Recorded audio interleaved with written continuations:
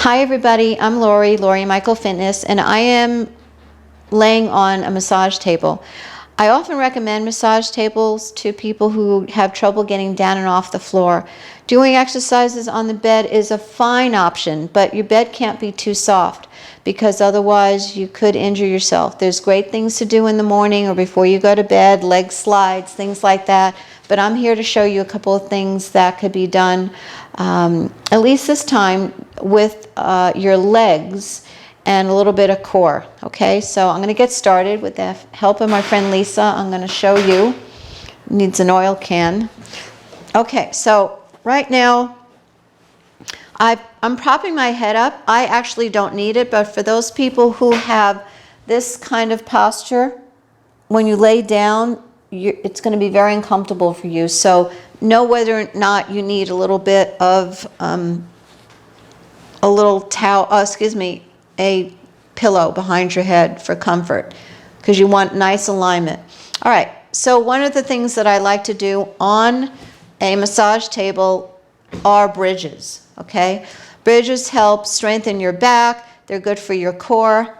So I'm going to show you a couple of bridges. Sometimes I'll put a ball between my client's legs so their knees don't collapse, but I'll just do this without the ball. So I lift up and lower down.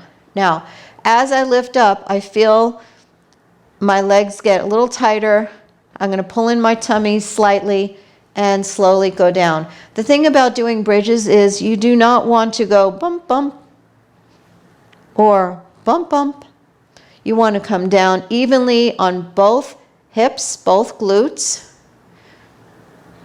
And if your feet are far out, you're going to be working the backs of your legs a little bit more, putting a little bit more strain on your back. So I like to bring my feet in a little closer, so much so that everyone's arms are a different length, but if I'm this close to my fingertips, I'm good. But I'd like to go out about another inch or so, and then I'll do my bridges. And how many bridges, you ask? I would say try about 2 sets of 15. You can also do bridges instead of doing, like, let's say 2 sets of 15. Do them for 30 seconds or a minute, whatever you think would be best. The next exercise we're going to do with the bridges is adding weight. Adding weight is really important because, especially if you have, for instance, osteoporosis, always check with your doctor first. Adding weight, resistance exercises to your body is always a good thing. But you have to do them correctly. And so the placement of a weight, so I have 3-pound weights. You want to place your weights, I'll show you, like by your hip bones. You don't want to necessarily have them on your stomach because there's no joints there. You want them closer to where your joints are. So you're going to place them right on either hip, hold them lightly so they don't fall off, and then proceed to do your bridging. Okay? So I had said earlier that bridging helps your core, and your rear end, your glutes, are part of your core. Your core goes from your glutes to your shoulders. And in my opinion, some of the most important parts of your core are also your abdominal muscles. So you want to make sure you pull in as you lift and lower. And again, you can do the same amount. You can do 2 sets of 15. You can do it by time, 30 seconds, a minute. Okay?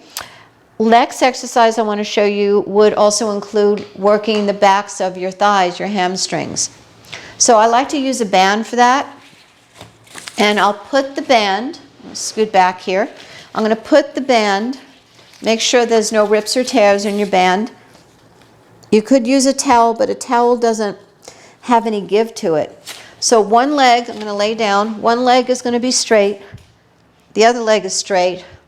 And I'm going to pull my leg up just to the point where I don't feel there's too much stress on my back. I'm going to try to straighten my leg the best I can. A little bit of a bend is okay.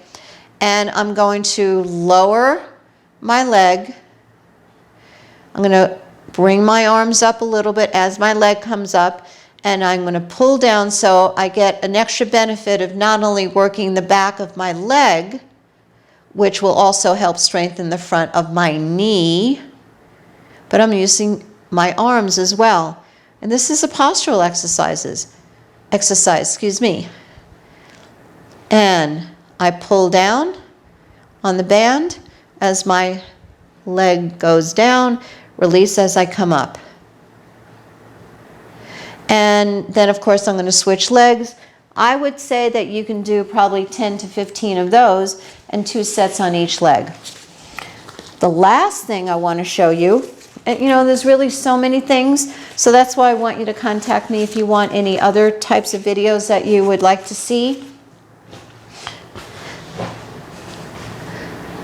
I've been shown this. I've been doing this for years. Let both knees fall off to one side.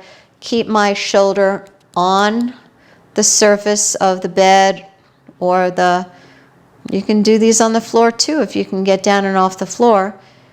This is a really great stretch for your hips, a little bit of your back.